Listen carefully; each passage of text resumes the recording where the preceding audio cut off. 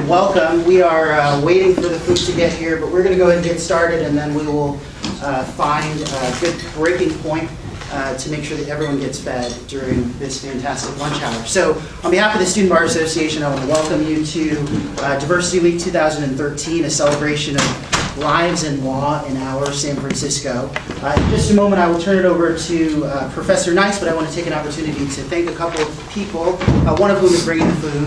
That's Richard Burchett, who's co-chair of the SBA Diversity Committee. He, along with Catherine Tran, have done a fantastic job pulling together this week's events. And so I want to acknowledge them publicly. I also want to take an opportunity to acknowledge the faculty and staff that have joined us here. Always excited to see you participate at our events, so I thank you for being here. And certainly I want to acknowledge our fearless leader, Dean Brand, who is here today. And as I mentioned— Who has food, I'd like to point out. Thanks for noting that. He comes prepared. But I mentioned Dean Brand, and that's actually a very good starting point to just quickly talk about this week's events as it is. You know, it's been said that it's difficult to receive a quality legal education in an environment that isn't diverse. And that is actually a direct quote, hopefully, from our dean, Dean Brand, who for the past many years has really lived that and believed it and made sure to the extent possible that this could be the most diverse law school it could be. And I think we have been ranked as one of the most diverse law schools in America. While that is true, it's also important to take an opportunity to pause and reflect on what that actually means. What is a diverse environment? What does diversity add to the educational experience, and why does it matter? And so in thinking about this week's events, we thought we would take an opportunity to celebrate diversity, but also to have critical conversations about why diversity continues to matter, not only in this environment, but all across the country. And so it makes sense, and it's only fitting for us to start the conversation today with Professor Nice, and more importantly with the topic that I really think will create the framework for our discussions this week. Last week, President Obama mentioned a few brief words: Seneca Falls, Selma, and Stonewall. Certainly words that have been spoken before, but never in a presidential inauguration. And in mentioning those words on such a worldwide stage, the president signified, I think, to a lot of people, the interconnectedness and the commonality of equality movements, not only in America, but across the world. And I think it's important that as we celebrate diversity, we also talk about the commonality of our own experiences, experiences that certainly validate what we bring to the table, and recognize the dignity and the commonality and the humanity that we all offer in everyday walks of life, whether it's at a law school, in our churches, in our schools, or in our communities. And so with that, I will turn it over to Professor Julie Nice, who will start Diversity Week 2013. Thank you, Julie Nice, for joining us, and thank you, everyone, for being here.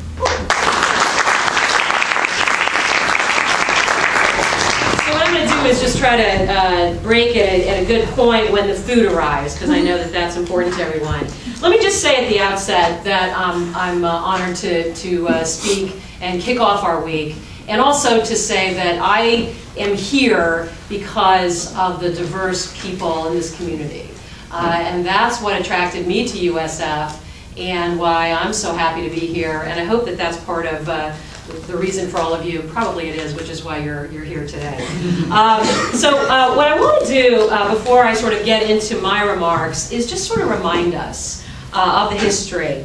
And I'm going to start with an excerpt from a fantastic book. Some of you who've studied women's studies probably know this well. Eleanor Flexner's Century of Struggle, the Women's Rights Movement in the United States. So listen up for a second. Having drafted the notice of a women's rights convention, the women were at a loss as to how to proceed. Obviously, what was required was some kind of declaration of sentiments, such as they were familiar with from their experiences in the anti-slavery gatherings. But what form it should take, they had no idea. When Mrs. Elizabeth Cady Stanton began to read aloud from the Declaration of Independence, it seemed to lend itself to their purpose. The resulting paraphrase of the original, sentence by sentence, paragraph by paragraph, became the declaration of principles that would serve 3 generations of women.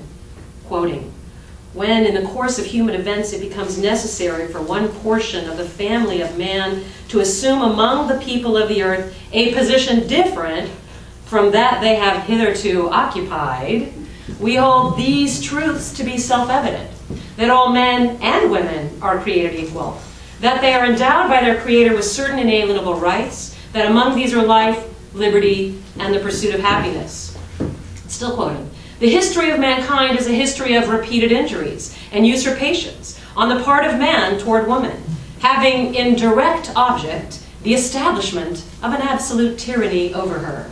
To prove this, let the facts be submitted to a candid world.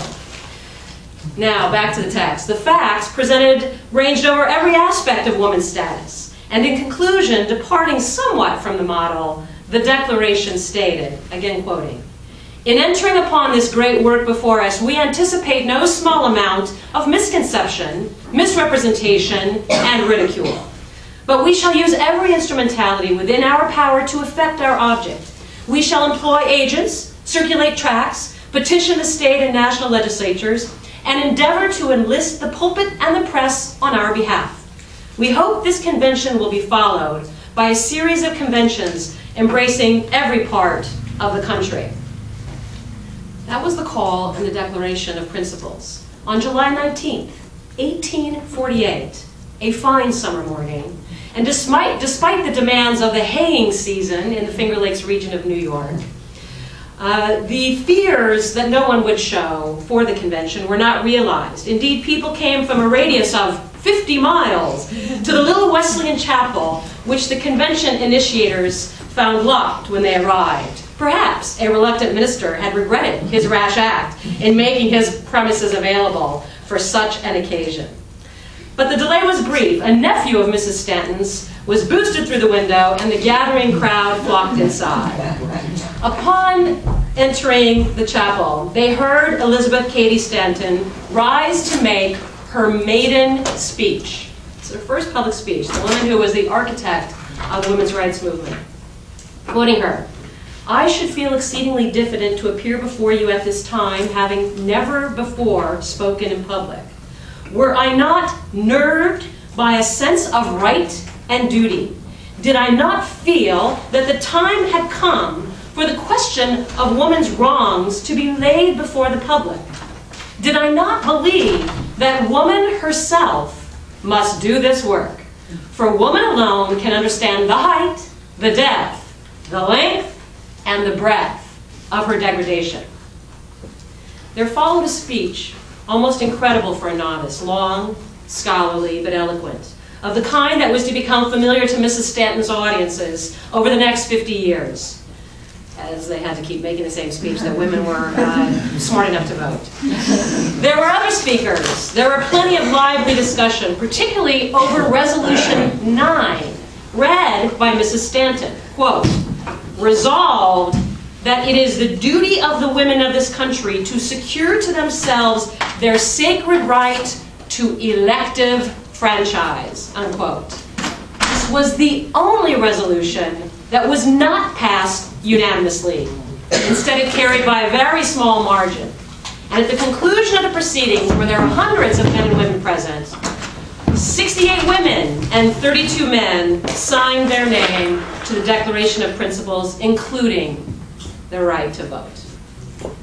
Beginning in 1848, it was possible for women who rebelled against the circumstances of their lives to know that they were not alone, although often the news reached them only through a vitriolic sermon or an abusive newspaper editorial. But a movement had been launched, which they could either join or ignore, that would leave its imprint on the lives of their daughters and of women throughout the world. Okay? Seneca Falls. Selma. Oh, I think I lost my little bookmark of Selma. Hang on a second. Okay. Now, we've already had some of the brutality in Birmingham when Selma occurs in the civil rights movement. In Selma, King and his colleagues, I should say, I'm reading from Jim Crow to Civil Rights by Michael Klarman, a book many of you probably know. In Selma, King and his colleagues refined the already successful tactics of Birmingham. They chose Selma as the site of their voter registration campaign, partly because of the presence there of a law enforcement officer with Bull Connor-like proclivities. Sheriff Clark had a temper which could be counted on to provide vivid proof of the violent sentiments that formed white supremacy's core. Moreover, in contrast with Birmingham, the Selma demonstrators had a more defined objective: voting rights. And they were better able to maintain a strict nonviolence pledge. The result was another resounding success for the civil rights movement. The violence, however, culminated in Bloody Sunday, March 7, 1965, when county and state law enforcement officers viciously assaulted the marchers as they crossed the Edmund Pettus Bridge on their way to Montgomery. Governor Wallace had promised that this march would be broken up by whatever means are necessary. And Colonel Al Lingo, Wallace's chief law enforcement lieutenant, insisted that the governor himself had given the order to attack. That evening, the ABC television interrupted its broadcast of Judgment at Nuremberg for a lengthy film report of peaceful demonstrators being assailed by stampeding horses, flailing clubs, and tear gas. 2 white volunteers from the North were killed in the events surrounding Selma: a Unitarian minister from Boston and a mother of 5 from Detroit. Most of the nation was repulsed by the ghastly scenes from Selma that they watched on television. Time magazine reported, "Rarely in history has public opinion reached so spontaneously and with such fury a firm reaction." President Johnson deplored the brutality. Over the following week, huge sympathy demonstrations took place across the country. Hundreds of clergymen from around the nation flocked to Selma to show their solidarity with King and his comrades. Citizens demanded remedial action from their congressmen, scores of whom condemned this deplorable violence and the shameful display at Selma. And they now endorsed voting rights legislation. March 15th, 8 days later, 1965, President Johnson proposed legislation before a joint session of Congress. 70 million Americans watched on television as the president beseeched them to overcome this crippling legacy of bigotry and injustice, and declared his faith that we shall indeed overcome. Prior to Selma, administration officials had been divided over whether to pursue voting rights legislation, but national revulsion at the brutalization of peaceful protesters prompted immediate national action.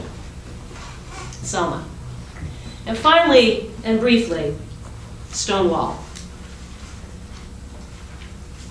The Stonewall Inn in Greenwich Village in New York City was a gay bar like many others. Since homosexuality was illegal everywhere, these bars were often located in inconspicuous places and usually required one to be a member or a guest of a member to enter.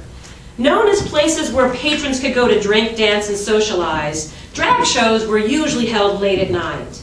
The bars provided somewhat of a safe haven where gays could be themselves. In the early morning hours of July 28, 1969, July 28, 1969, the New York City Police conducted a typical police raid at the Stonewall Inn. The policemen started to confiscate liquor and beer at the unlicensed club, rumored to be owned by the mafia, as was also typical, and to arrest employees and drag performers. While police raids were a commonplace occurrence at the gay bars in the city, this time, the patrons, mostly drag queens and other transgender members of the gay community, the patrons as a collective had had enough, and they simply spontaneously fought back against the police raid. Several hundred more supporters of the bar showed up in the streets in protest. Fires were set, windows were broken, items from the bar were smashed to pieces. The various riots continued for 3 days. The aftermath of the riots was felt across the country. Stonewall simply set off a movement that changed the world. Within months, activists and supporters around the nation began working to organize grassroots efforts to continue the equal rights effort that had begun at Stonewall. On the 1-year anniversary of the Stonewall raid, the first gay pride parade in the United States took place, fittingly, in New York City. Although the Stonewall riots have received very little media attention, the one-year anniversary efforts garnered national coverage. The New York Times reported on its front page that the marchers took up the entire street for nearly 15 city blocks. Gay pride marches took place that same year in Los Angeles and Chicago. The next year, gay pride marches spread to Boston, Dallas, Milwaukee, London, Paris, Berlin, and Stockholm. By 1972, the participating cities included the Heartland, Atlanta, Buffalo, Detroit, Washington, D.C., Miami, and Philadelphia. Within a few years of the Stonewall riots, there were gay rights groups in every major American city, as well as Canada, Australia, and Western Europe. Stonewall, okay? I'm going to leave you with that for a second. The historic recounting of those three events.